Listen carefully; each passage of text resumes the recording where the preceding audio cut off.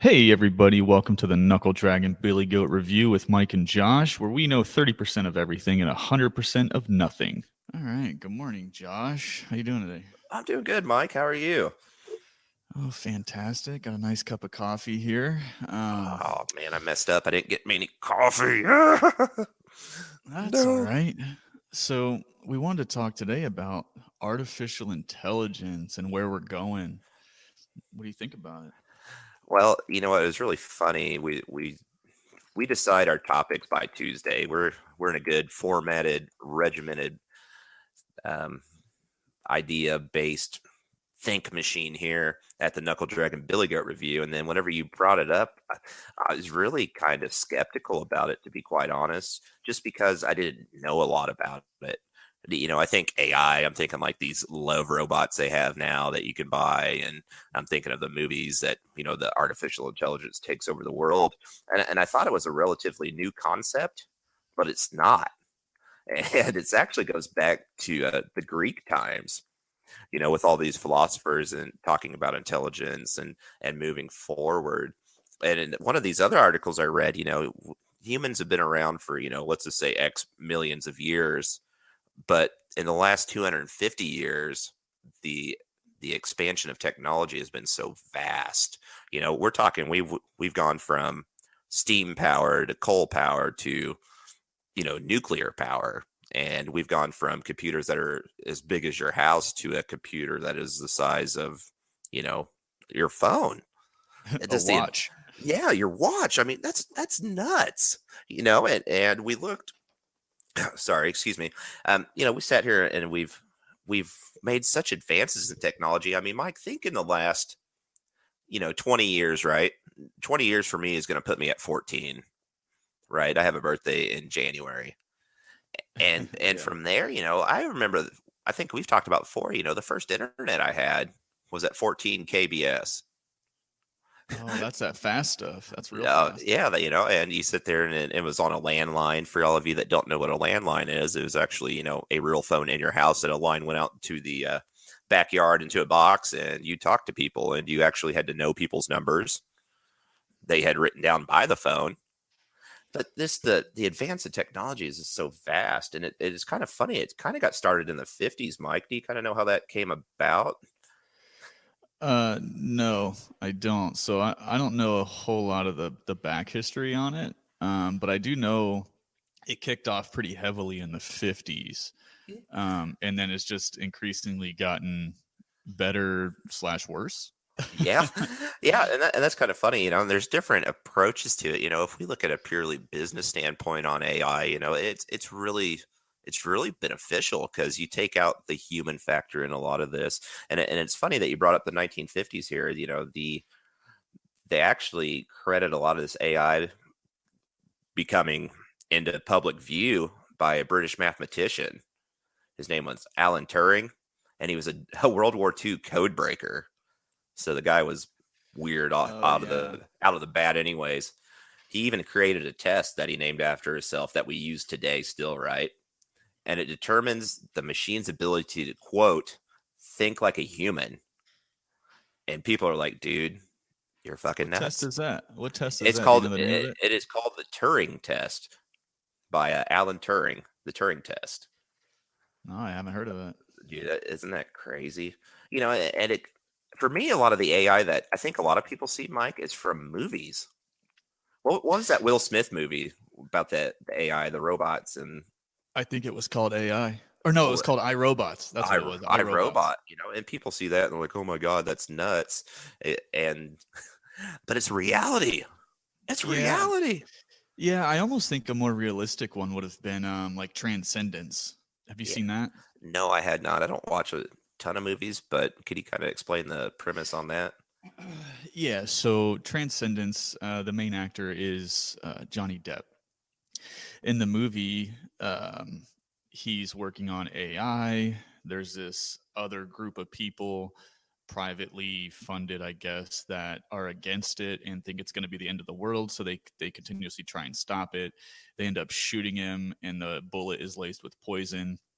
And right before he dies, his wife uploads his conscience to the computer system.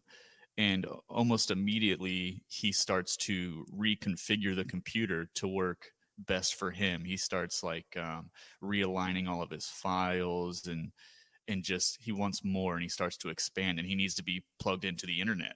And that was like one of the first big kickoffs for the transcendence part. And the AI part is, he immediately wanted more, and he had to get plugged into the internet. And once he had internet access, he had access to servers, banks, the financial system. He had access to everything. If he needed more speed, he could go reach out to someone's server, get some more processing power or something like that. But he basically became the internet. He could be anywhere. If he wanted to communicate with his wife while she was driving, he could just talk to her over text on the phone or over her radio. I mean, he became everything, right? And then as the movie progresses, he he gets a plethora of money because he can make algorithmic financial decisions in the stock market. And overnight he was like a billionaire, and in his wife's name.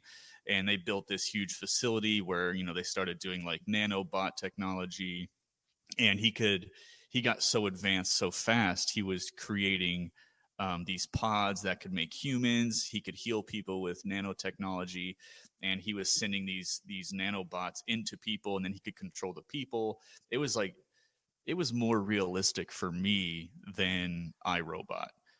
So I think we're slowly moving away from robots. And I think in general, when people think about artificial intelligence, they think, oh, okay, robots. Well, it's not all going to be robots. I would say the most advanced technology we have now isn't for AI isn't actually a physical robot. I mean, there's so many programs running in things that we own right now that I don't think people realize is actually AI. Look at Amazon's Alexa. Like Yeah. that thing. Oh yeah. That thing that's AI in your house. Your phone. When you're Siri. texting Siri, if you got iPhone, Siri. I mean. Yep, Siri too. Just think about when you're going to text somebody. And nowadays, this has been going on for years, but now when you're texting somebody, your phone will prompt you for what the phone thinks the next word will be in your sentence, and then you get to just click it. You don't have to type it. I mean, that's a form of AI, right? Yes, definitely. And that's funny you brought it up about the movie there, the Transcendence, right? Is the name of the movie there that you're talking about? Oh yeah, super good movie. You should definitely watch it. It really opened my eyes to what could possibly happen. Yeah, you're talking about the character there. The premise of AI, and in the simplest terms for everybody and for me, your degree's in computer science. Computers, and this really interests you. Yeah, this kind of interests you in your wheelhouse. For the layman like me, the common person, I'm like, this is kind of interesting, but kind of scared. I don't know necessarily what's going on here with this artificial intelligence, but essentially, it learns from the data it collects.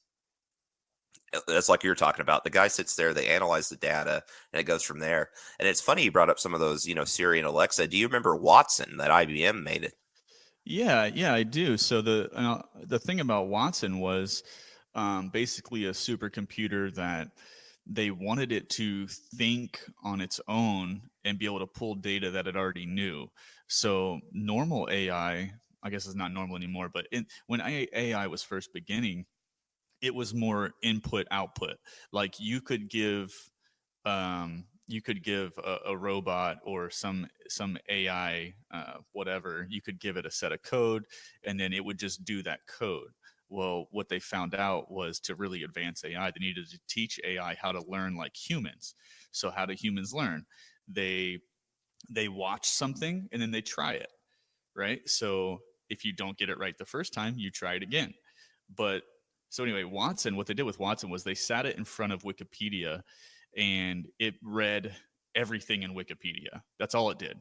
If I'm remembering right, it read everything in Wikipedia. I don't know how long it took. I don't remember. But then they put it on Jeopardy, and it's fully autonomous. It was calling out, which category for how much money, and it would be able to answer faster than humans. Yeah. Oh yeah. Yeah. It was pretty interesting. But yeah, that was IBM. Yep, IBM did that. What was funny though? It's completely autonomous, and sometimes it would get shit wrong. That's what got me. I was like, this thing should know everything. That's the expectation of it. And it's funny that you brought that up, to think autonomously here. Um, One of these articles I'm reading here, the Japanese have one of their board members as AI because it predicts market trends Yeah. faster than humans. And when I think input output, I work in the electrical field. So, I work with process logic controllers, PLC systems. I give an input to it. It gives me a specific output, and it goes through different rungs and all that, but Yeah. that's what I'm familiar with. I could sit there and show you through a PLC program really, really simply. My big concern with AI, though, Mike, and I don't know about your big concern about it, is maybe the moral and ethical standpoints on it. More so, you say that it's like humans; it learns and it learns from its mistakes and kind of goes on through there. Now, will the AI develop emotions, and will the AI kill me? If I piss it off or something, let's say it's driving and it gets road rage. We don't have the control on it, as you could Uh, say, with the yeah. input output, more so the PLCs type stuff, anyways.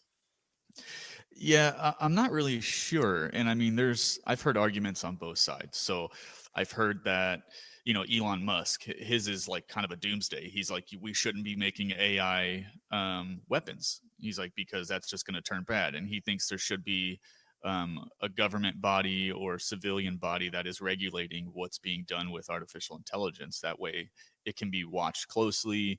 And he just wants people to be more aware. So I like the Elon Musk idea. Uh, I don't know if I fully buy into the doomsday of it, because there's equal amounts of I guess science community higher level people saying that there's really not going to be that big of a Terminator scenario where AI takes over.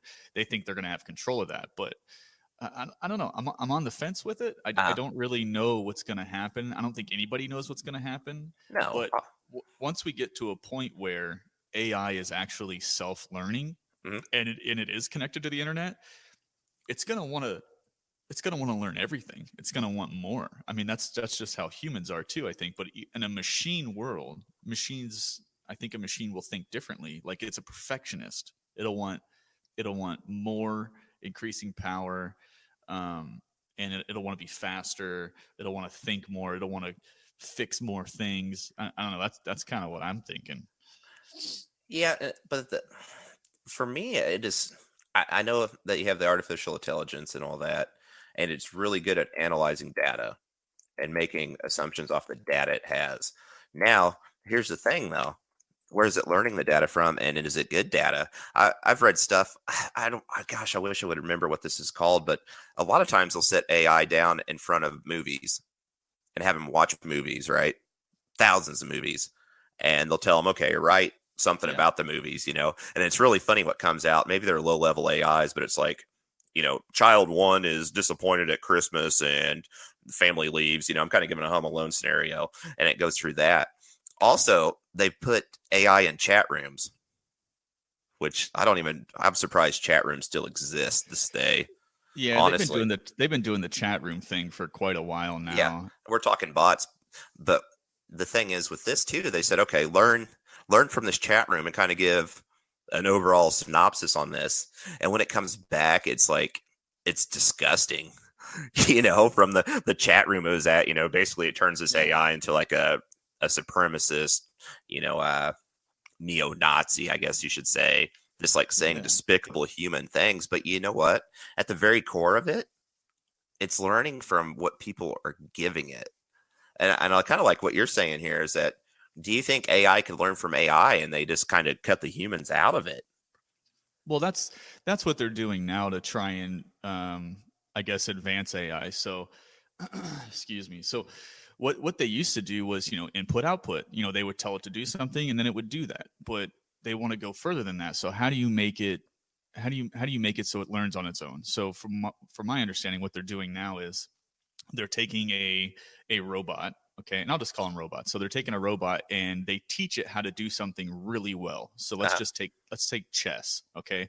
They teach a robot how to play chess, and its only job is to be perfect at chess. It knows all the rules. It knows the best ways to get checkmate. Okay, and then they take another robot, and its whole job is to learn chess. Uh-huh. So it watches the other one play, and they just play back and forth. And as the one that's learning makes mistakes, the other one corrects it. And they do Uh-huh. this back and forth until the one that's learning knows exactly what the other one learns or knows already. So that's how they're trying to teach them how to learn. Because if you can get that process down, Mhm. and you can give them free range to watch and learn from other things, not just another robot, then they can learn anything. You can get them to, build a house. Maybe you watch somebody or learn everything about construction or carpentry, framing, that type of stuff. And then they will learn it and they'll be able to perform it and do it better than anybody else. So I think there's some goods that could come from AI, but I think there's definitely some bad ones out there too. And I'll give you an example of a bad one that I think that is currently happening now. And I don't think people realize what's going on. Okay, so Amazon is a big one.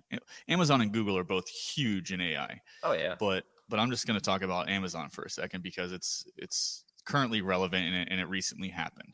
So the first part is Amazon is able to guess or suggest things to purchase that you would have never thought to purchase before, but from all your previous searches, things you've bought in the past, they're able to precisely recommend what you want to buy and play on your, I'll say play on your heartstrings a little bit. They can play on your wants, not your needs. And you would have never thought to purchase this in the past because you never even looked at the product. But it's so intelligent now that they are giving you products and putting products in front of your face that they know you will buy just because you saw it. They know if you're an impulse buyer, they know if you're a price buyer. These things are okay. Here's another one. Airlines use AI to base their prices off of your previous preferences. Yeah. So if they know you'll constantly purchase a ticket at this price and you're okay with it, they automatically are changing prices depending upon who's looking at it, what day of the week it is, what time of the day it is. They have dynamic pricing. Okay, so that's like a big issue. So fun fact for everybody listening, if you're ever looking at airplane tickets, you can browse airline tickets in incognito mode or in a way that it doesn't know who you are. So mask your identity, look like a brand new user to it. Don't let it pull any like cookies and things like that. So, maybe go to cookies. maybe go to the library, or I know Firefox has an incognito mode, or VPN in somewhere, and then you'll potentially get a better airline ticket. So the next thing about Amazon is this Alexa. So they have this thing, it's called Alexa. You can put it in your house and, hey, Alexa, add this to my shopping cart, or my shopping list, purchase this, do whatever. Okay. Play music, doesn't matter. You can pretty much tell it what to do. But something people don't know about Alexa is it has AI built into it. Okay. So that's one portion where you can just tell it to do stuff. Okay. But there's another portion that people don't know. So it is actively listening all the time. Okay. It actively listens to what you're talking about. And while it's doing that, it's collecting data and using that data to know what you're interested in. So that way it can promote different things on the web page. It can send you ads. It can show you products that you think you would like, but it also holds that history in memory. So this happened. I don't remember what state it was in, but this guy had a criminal issue and they found out he had an Alexa in his house and they were able to get into it and pull the microphone data off of it. So they could hear everything he was talking about in the house. So it's already been used against people to incriminate them. And right. Going against like that, Fourth Amendment rights and things like that. Yeah. So I'm not a huge fan of that. Like I'm never going to have an Alexa or one of those. I think Google has one too. There's a couple different ones out there. I'm not going to have any of them in my house. And I think what people aren't realizing either is they're trying to make smart homes. And I could see this being beneficial for some people, but when the government has access to it and they can say, no, we want that data, when you're getting like a smart light bulb, smart ovens, smart fridges, I mean, they can pretty much track you throughout your house at any point in time, any day of the year. Okay. Oh, okay. We see you came home at this time because you turned your light on here, or your smart air conditioning unit powered on when you came home because your phone activated it. I mean, they can to the second, tell you where you were in your house, okay, based off of the different smart devices that were in the home. I mean, Uh-huh. we're already going down kind of like a shaky path, I think. Yeah, I mean, and especially in American society, we value our basic freedoms based on the Constitution. But Mike, what about our phones? Our Oh, phones so are our phones are yeah, probably doing the same stuff. I mean, I know I could sit there and there's settings in my phone that it knows where I'm at. It knows exactly where I'm at. Even if I turn it off, it's going to know where I'm at because you can ping yeah. cell phone signals. It doesn't matter if your phone's on, it can ping it. It can say, well, Josh was in Paris, Illinois at 1:24 p.m. on February 18th, 2019, or something like that. I mean, it's really scary though. But It I tell actually you, goes, sorry, it actually goes further than that, Josh. Okay. uh oh, So, I'm scared now. yeah, I found this out last year. Okay. You can actually go into Google and search. I'm not going to remember the search, but it's something along the lines of where have I been? Okay. Google keeps a record of where you have been. So everybody out there that's doing like this, oh, check-in status, let me check in here. Anybody that has their location, I think it actually can do it without the location device on, without your GPS on. Uh-huh. I think so. Don't quote me on that, but I know for sure with your GPS on, Google keeps a track of that. It tells you how fast you were driving, what locations you were, where you stopped at. So not like red lights, but like if you go to a store, it does all this and it puts it on a map. Okay. So if you were to Google search this, like where have I been or whatever, and you give it your cell phone number, or maybe Yeah. it's on your phone, I can't remember. I looked it up last year, but Google keeps a track of everywhere your phone has been. It's insane. If you have a Google account, it's tracking you. I mean, Oh I don't even know if you need a Google account, but the shit's tracking you. yeah. Let's see Okay. here. It's actually. Let me see here. I am at a thing. It's called Places I've Been. Right on Google. Yeah. Let's see. I wonder.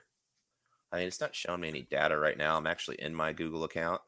It should show you a map. It should show you a map of the United States. Yes. And oh, dude, it even showed me overseas when I was deployed. I could not believe this. Okay. When I looked it up, it had stuff from years ago when I was overseas in the military. Uh-huh. They had my locations down. Is that not like insane? That was That, crazy to me. that's pretty nuts. It really is. Let's see. During my trip, yada yada yada yada yada. That's somebody else. I'd have to look into this a little bit more. Now I'm like super concerned. Oh, dude, they're tracking you. And then people have done studies too, okay? So like what are they? One's the Alexa, what's the other one called? Do you remember? Oh, is it Katana? No, that's No, Windows. that's Windows 10. Uh, I don't know, but I think it was like maybe it was Louder with Crowder did it. But he took two of these devices. One was from Amazon. I thought the other one was from Google, and they asked it specific questions. uh-huh. Now, you would think AI would give you a factual answer and it wouldn't be biased, right? But they found out that, like, and I don't remember which side it was, but let's just say Alexa became like more conservative, would give conservative answers, Uh-huh. like more political side leaning answers, and then the other one would give like a more liberal side or something like that. But they found out that they were programmed slightly biased to give biased answers. So if they were built by somebody who was more liberal, you would get like a more liberal answer. If they were built by somebody more conservative, you get like a conservative answer, or far left leaning, right leaning, whichever. So we have to watch out for that too. Oh yeah, exactly. And we give these robots free thought, Yeah, to an essentially, in a extent. way. Yeah. Yeah, and I just don't know how we would cap that. I watch Futurama, or I had watched Futurama, a cartoon, and sometimes with the robots, they just take the battery out. in the most simplest sense, is there like a not a doomsday, but is there like a master destruct? Would there be a master destruct for that? I mean, would we Well, essentially give these AI so much power that they design their own AI that's incapable of being, yeah. So that infused with human thoughts and dreams and all that? yeah. Yeah, but see, I think you're thinking a little bit small, because how are you going to pull the battery out of the internet? You're not. You know what I mean? Like you can take the battery out of your phone, not out of an iPhone. You'd have to like take the whole thing apart, but you can take a battery out of, I don't know, a robot per se. Uh, But the AI exists as software. I mean, yes. it exists in another form, ones and zeros. It's once it has internet access, that AI is free to crawl and roam wherever it wants. You would have to, and I think they talk about this in Terminator, you would have to unplug and shut down every electronic device on the planet and never turn it back on. That's what you would have to do. It's just not going to happen, which is why I think Elon Musk is so worried about it, because I think he understands that once you get these AI war machines, or even a true intelligent being, that we created, there may not be any stopping it. Like you said, I mean, can you just pull battery out? No, because not everything has a battery. You know? And here's my other concern with AI, right? And it's more so in medical. It's a great resource to have, I think. It is, like Watson. They essentially, I think one of the premise for Watson was for medical research, and to have a quicker directory of information and symptoms. If you sit there and say, well, yeah, I believe so anyways. Don't quote me on it, but it's for like medical research. So I'm Joe Schmo doctor in Newburgh, Indiana, right? And I have a patient that comes in and says, all right, I have a cold, and when I sneeze, I pee, and going from there. So I put sneezing when I pee, or pee when I sneeze. Sorry, let's reverse that. And Watson's going to say, well, did you check this, check that? So I check this, check that. I put another input into the computer. Okay, well, heart rate's 150/90, patient's 497 pounds. And it's going to say, well, here you go. Here's what it could be. And I mean, it just drills down so much, but mine goes more so to the ethical standpoint. And I don't know why necessarily I always think this way. I just think it's because I got one of those like hippie liberal art psychology degrees. But when yeah, I know, right? Going forward, the AIs are going to be doctors. The AIs are doctors. They're able to diagnose and make, systemic observations and deductions from the information they have. But essentially, would an AI decide if you're going to live or die? And what if the AI is wrong? What if it doesn't factor in other factors? Because it's only going to factor what you give it. Right. It can't read body language, and it might be able to read body language, but it's not this the human aspect of it. I don't think it'll ever get the human aspect, the interpersonal skills, the soft skills, as they say. I just don't know. I mean, maybe that's something they're working on, but I just don't like the fact that it essentially, in a way, an AI can decide if you live or die. And I mean, that's nuts to me. Well, yeah. So the medical field is actually already using AI, and they're using it in a couple different ways. I think the most notable, I don't know if people know that they're doing this or not, but so they can take an image, okay, whether it be like an MRI or an X-ray or whatever they use, a CAT scan, I don't know. But they take these images and they put it through a software, and the AI that's running inside of this can more precisely identify and quicker like tumors and things. Okay. So the human eye has a hard time detecting those things because they're so small, but they've put together all this research and they created this AI essentially that can identify quicker than a human can if you have, cancer or a tumor or whatever it is. Okay. So it's not a tumor. Sorry. Yeah. I had to do that. I'm sorry. Go ahead, bud. No, that's okay. What else? They have AI assisted robotic surgery. Okay. So, they have those machines already that are assisting in surgeries. All right. It says, let's see, one study that involved 379 orthopedic patients, found that AI assisted robotic procedures resulted in 5 times fewer complications. So the medical field is already using AI, but I was listening to something the other day that said the two areas today that aren't going to be heavily affected by AI is the medical field and like teaching, schools, education systems. But I don't know if I believe in that. I think there could be a point where, you see in these movies where they have these pods, you just hop in a pod. And they had this in Transcendence too. You hop in a pod and the pod detects what's going on. They plug you in, right? Yeah, they plug you in. Well, they do like a surgery, right? So they do it in a couple movies. I think they even showed one in the movie Prometheus, if you ever saw that movie. they have these pods, people get sick, some crazy alien things in their stomach, and they hop in this pod. The pod goes, oh, you have a foreign body here. Let's perform surgery. They do everything, clean you up, and there you go. You hop out of the pod. I think that's very real. I think that's going to happen. I don't know. I can't within the next 50 years. That would be cool, but that's going to dramatically increase, the length of our lives. So it's out there. It's coming. But as far as education goes, I was talking to Sarah about this yesterday, and I actually do think that education could be taken over by AI. And I think it'd be better, Mike. Sorry to interrupt here. Medical and things like that. Yeah, it's good to have the information, but with AI teaching, I mean, we teach to test, right? Especially in the American education system. Just Yeah, have that needs to go away. It really does. I think that's that's another good topic we need to put. We'll put that to the list. Add it to the rolling list. But you have the AI there.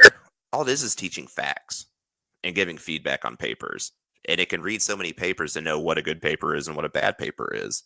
And I think it could really standardize education in a way. You could have teachers there, and we've ran into this. I've ran into this, during my schooling, is that I know I'm writing good papers. Absolutely know it. Yeah. And you get just one teacher, right?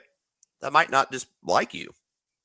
Just doesn't like your personality, doesn't like the way you look, doesn't like the way you sit, doesn't like the way you talk, something like that. Her name's probably Karen.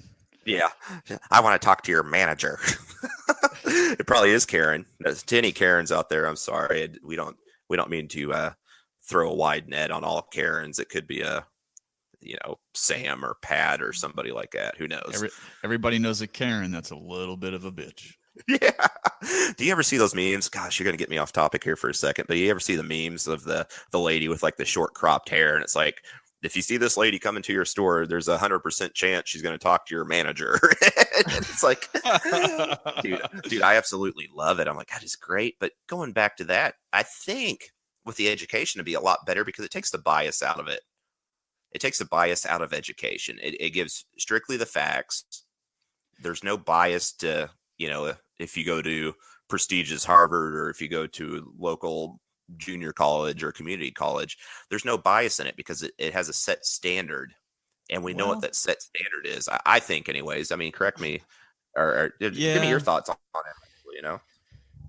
Yeah. So, a couple things, right? So, they've already been testing AI in like chat rooms and stuff, right? So they already have like chat bots and things, and they're becoming so good that they're slightly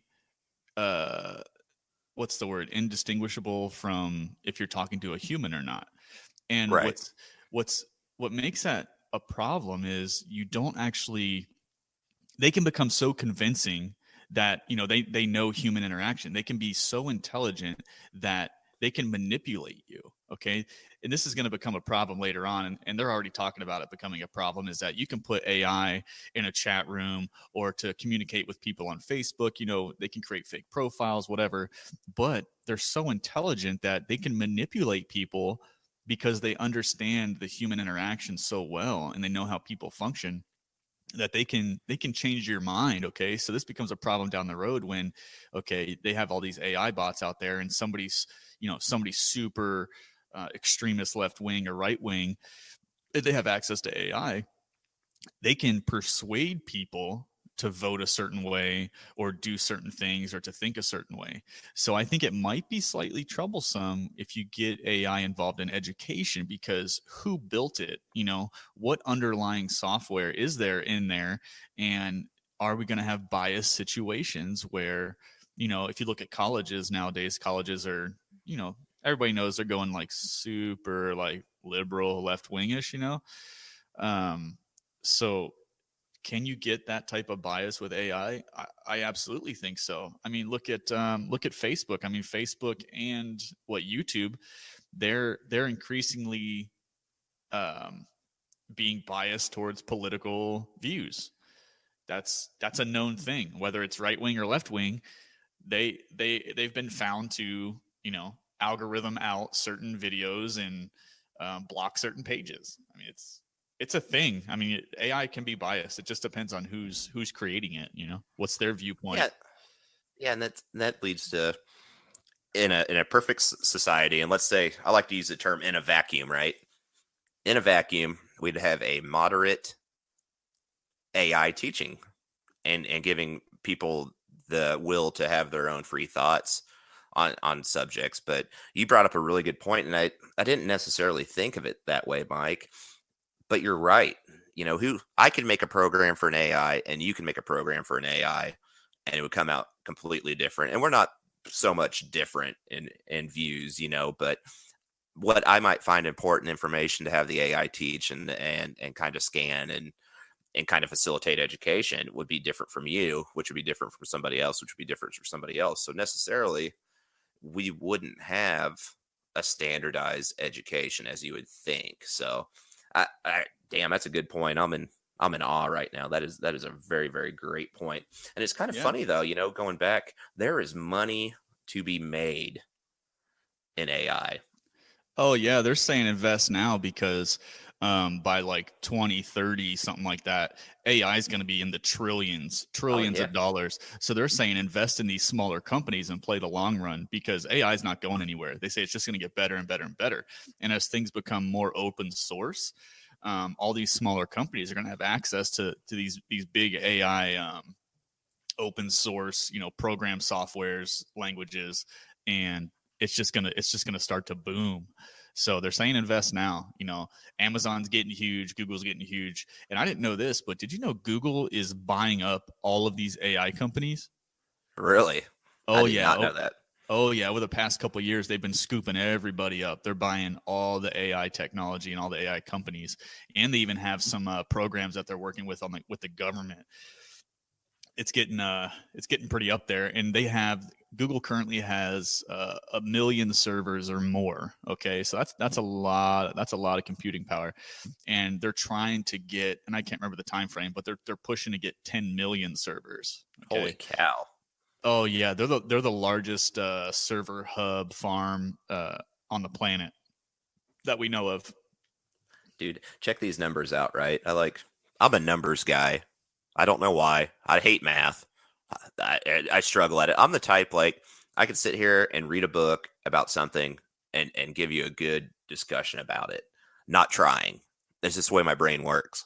But when it comes to numbers, I have to try, and it hurts my fucking brain exponentially. But according to the site I'm looking at, in 2015, right, the expenses. Sorry, revenues. My bad. Let's strike that and reverse it. The profits from AI, induced power, machine software, things like that, was, let's see here, it looks like $5 billion, right? By 2020, it's expected to be triple that, damn near. And then check this out. It says they can multiply 10 to 15 times more depending on the technologies. And I just see that snowballing. And it almost shows a market cap of it to almost $200 billion. And that's by 2020. 200 billion. 5 billion in 2015. And these numbers are from 2016. So who knows? I'd have to check and see the upfront numbers on it. But that's amazing. But I think people, especially, people that are in labored fields, let's say, right? Mechanics, electricians, we'll use that for an example. I don't think they're scared of losing their job to AI because that is a fairly independent job. Nope.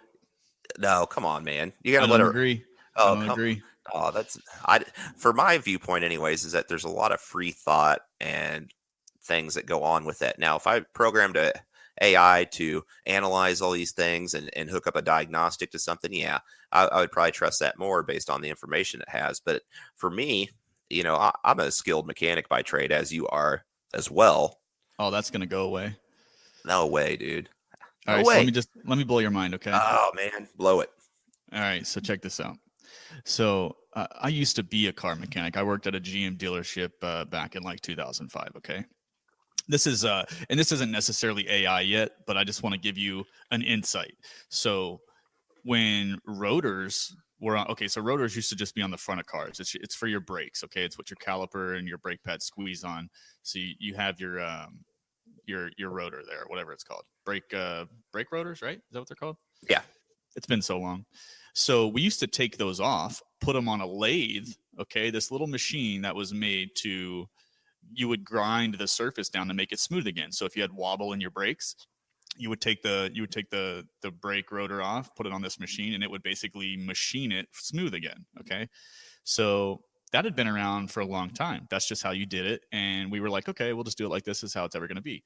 Well, advancements came along, and it's not done that way anymore. Now all you do is you put the vehicle up on a lift, and you roll up a machine to it, take the wheel off. Okay, you hook this machine up to the spindle, where your tire used to go, and it spins it, right? You have to put the car in neutral. It spins the axle, everything there. You can leave the brake pads on, and it machines it on the car. Okay, it's all automatic. You just put the thing on there, and it just does it. So there's already advancements there, and I don't think it's going to be too far fetched, as cars progress, to just pull a car into a bay. Okay, you park it, you get out, and it automatically diagnoses and does these different things to your vehicle. I mean, we already have tire changing machines that you just put the rim on there, and it will do everything for you. You put the tire up there, and then it puts the tire on. Uh-huh. It'll just get more advanced to the point where you have a robotic arm that's pulling the tire off for you, and then it swings it around to another thing. All this can be done with robotic arms and AI. And then as far as like diagnosing electrical issues, mechanical issues, cars are already getting more and more computerized, and all you have to do is plug a diagnostic tool into the car, and it tells you what's wrong with it. So the advancement I see there is these computers and cars are going to get so good that they're going to have diagnostics built into it. You're not going to have to plug anything in. It's just going to come up on a heads-up display or a touch screen Right. in the middle console, and it's going to say, hey, this is exactly what's going on. This is what needs to be fixed. And it's just going to tell that to the machines over Bluetooth or Wi-Fi when you pull into a bay. And it's just going to do all that stuff. So I don't think there's any job that's, not at risk for AI. And so one last thing on that, switching over to Cisco. So I work with a lot of Cisco gear. I'm a network admin. Oh, sorry, Cisco gear. I'm thinking of the rapper Cisco. Let me see that thong. You guys can buy the single on iTunes. I'll put it out there, 99 cents. No, so Cisco is one of the leaders in routing and switching. Okay, so they have this software coming out. It's called DNA Center. And they used to use something called Cisco Prime. Okay, Cisco Prime, it would pull in a bunch of data and kind of give you a single pane of glass-ish of what's going on in your network. Well, with DNA Center, it's so intelligent now, it's taking over what Prime used to do and more. So now, actively, it will read all the data and everything coming into it. And then the AI portion is, it will then tell you or recommend to you what you need to do to fix the issue. Okay. And it's so intelligent. It can tell you that you're going to have an issue like a week from now. Like if you don't do this, if you don't fix this right now, you're about to have an issue. So this, software is getting really intelligent, especially in like small business, smaller enterprise level networking equipment. So AI is everywhere, man. I don't think anything is safe. I definitely think car mechanics should be worried. Now, is a car mechanic AI replacement going to come sooner than medical or something else? I mean, they're probably lower on the totem pole, just like education is. There's other things we want to do with AI prior to taking away like a mechanic's position. What about aircraft mechanics? Would that be a job too? I mean, you can tell it to change a tire and if they see certain variables on that, but what about the sensory view on things, seeing leaks and things like that? I don't know if my view on AIs is more so centered on diagnostics. I mean, I think what you're explaining is more so a wider view of actually, being human like ish. Well, yeah, diagnostics is one portion of it, but then, I mean, we already have like factories not only doing not so much diagnostic, but they're building things. You have all these robotic arms. All you need is somebody to program it. I mean, and it will perform that same specific function, down to the thousandth of an inch, or, 2,000, whatever it is. They can already do that with very precise measurement. That's how a lot of car parts are put together or whatever.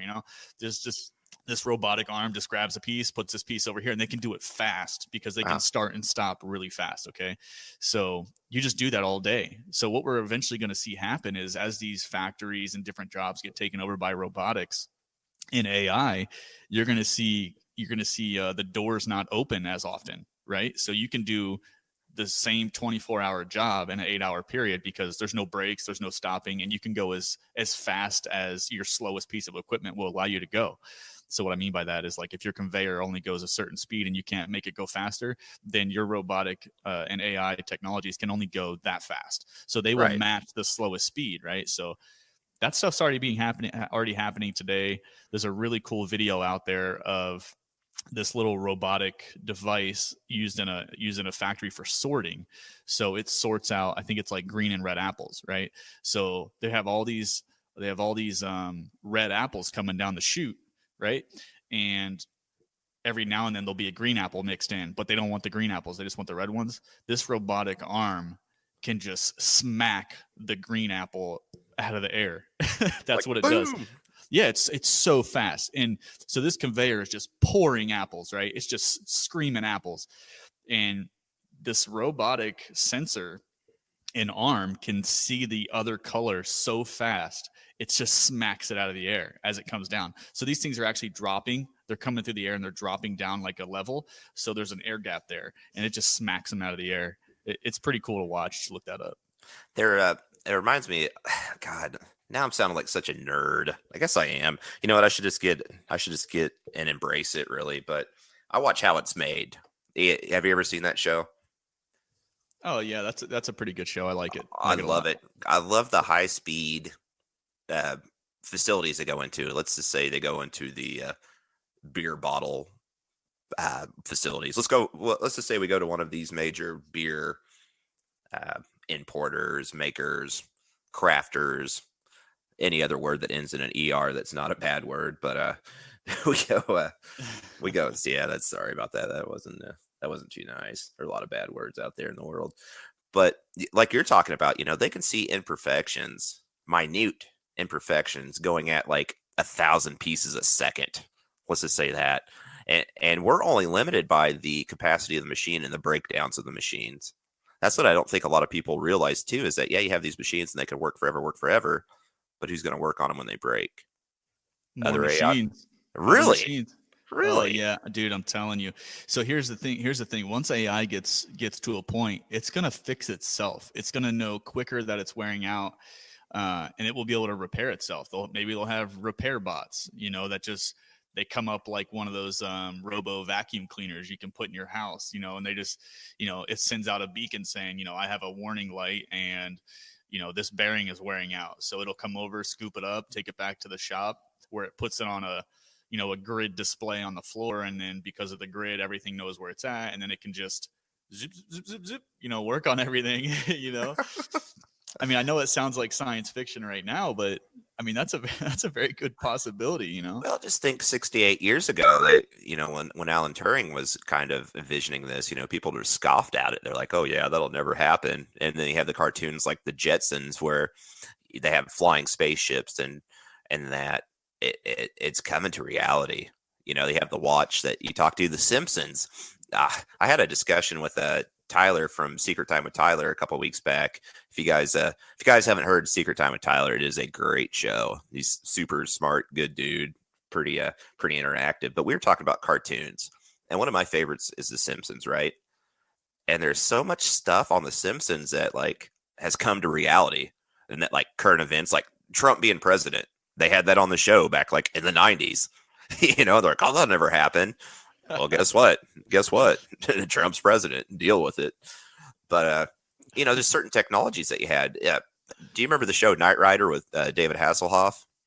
Oh, yeah. Talking car. Was it Kit? Kit? Kit. Yeah, Kit. We essentially have Kit. Yeah. and that technology is just going above and beyond. And people are so scared about the jobs.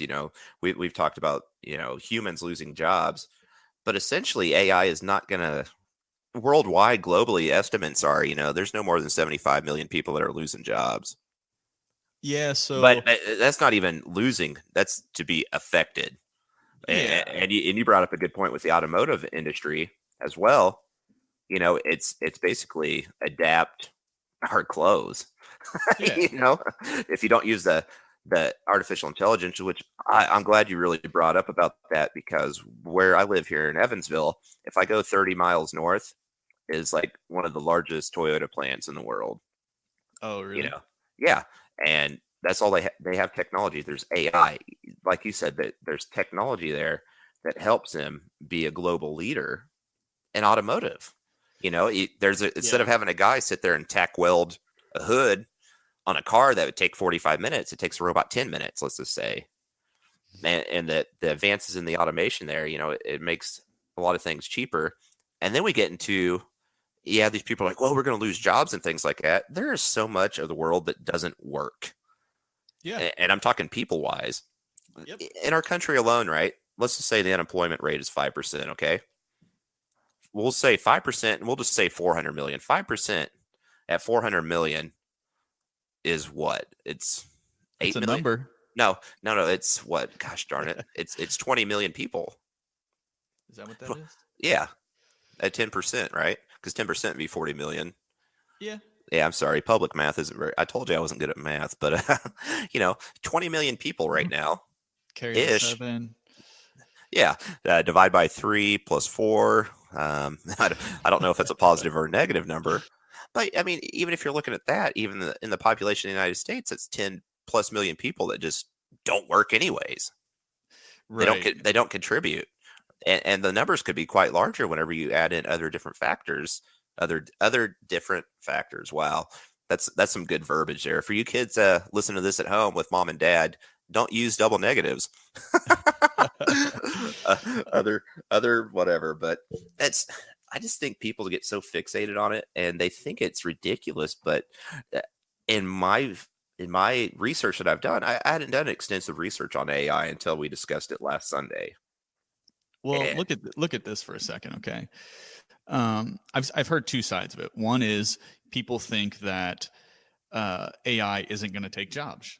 They think that once AI takes over a certain job, that new jobs will be created and people will then have to adapt, overcome, and learn the new job or whatever. Okay.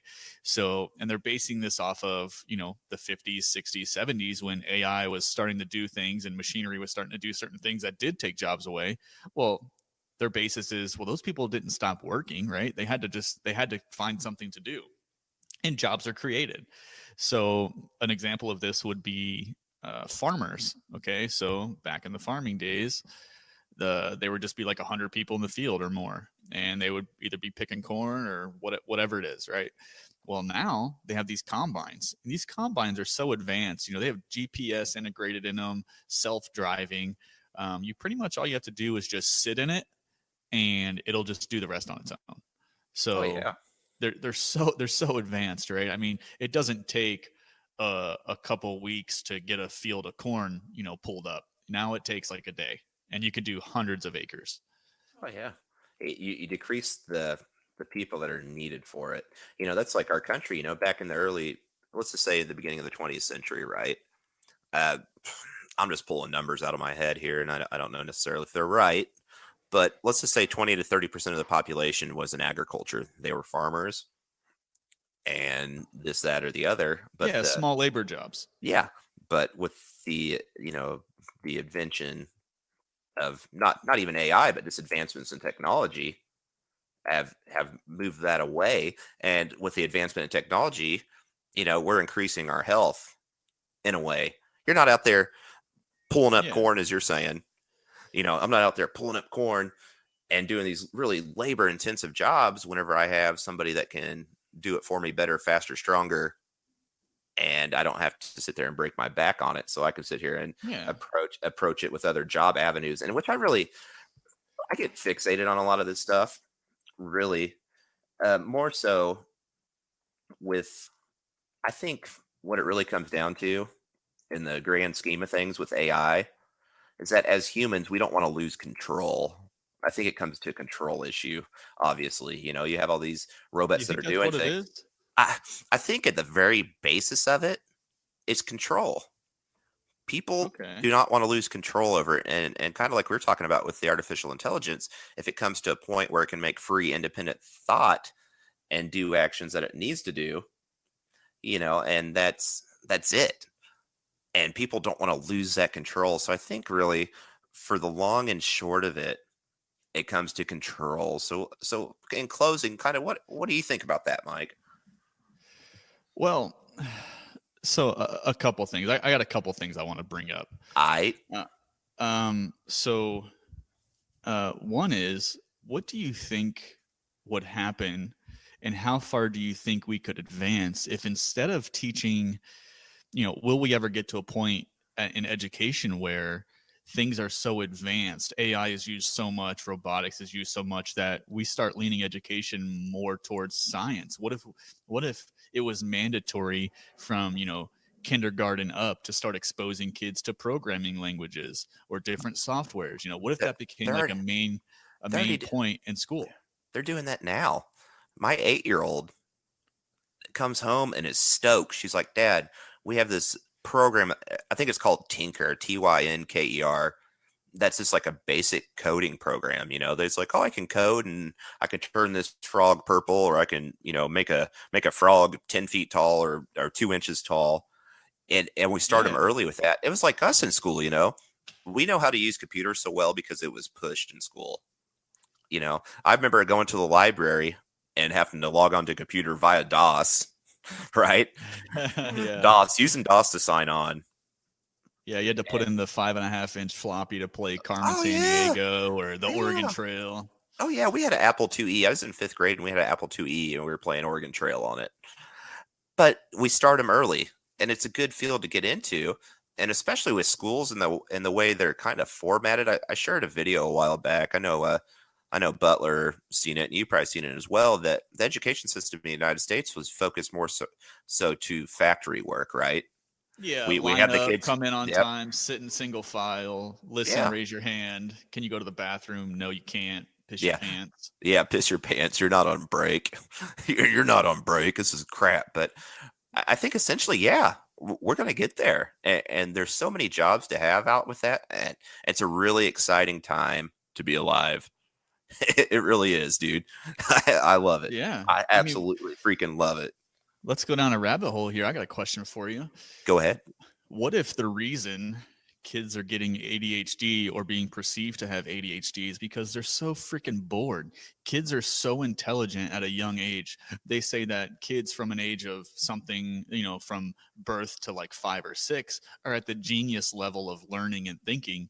And we're feeding them BS at school. Like, let's learn about history. Maybe if we filled the kids full of science and technology and different programming languages, they would actually like feel like they're doing something and not be bored out of their minds.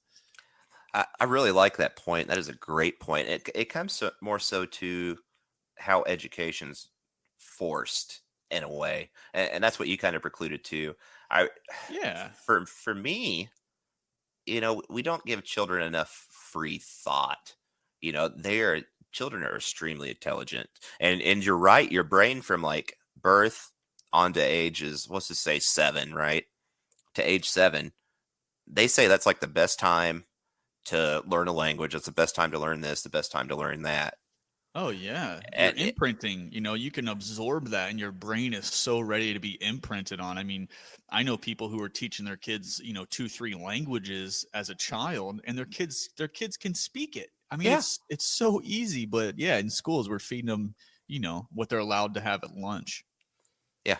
Well, you have to play this way and you have to line up a certain way. And I think we really kill that learning bug, for Well, lack of better terms. it kills the free thinking side of the brain. Yeah, and that's kind of what I think kids get lazy about it. I know I did, because I was an extremely smart kid, extremely smart. Not to brag, but I'm bragging. Extremely smart kid. But I remember just sitting in classes. I wouldn't even listen to what the teacher was saying. I was zoned out. And yeah, I could do the test well, and sometimes I messed up because I didn't take it in as it should. Yeah. But I mean, 95% of the time, I just didn't pay attention. I wasn't peaked. My interest wasn't peaked. I wasn't doing something to a common goal. And that comes down to intrinsic motivation, which could be another talk another day. Because gosh, we could go on for hours about this. You know, I really love where this has gone anyways, Mike. And so I think we wrap this up today and kind of go from there. Man, I really appreciate the thought-provoking subject because I was quite ignorant on AI. And Yeah. you've really opened up my eyes on it, and hopefully this opens up the eyes of the Knuckle Dragon Billy Goat Review folks. So from the Knuckle Dragon Billy Goat Review, I'm Josh This is and Mike. Mike. Josh and Mike, if you didn't know us, now you do. And you guys have a good day, buddy. Take care.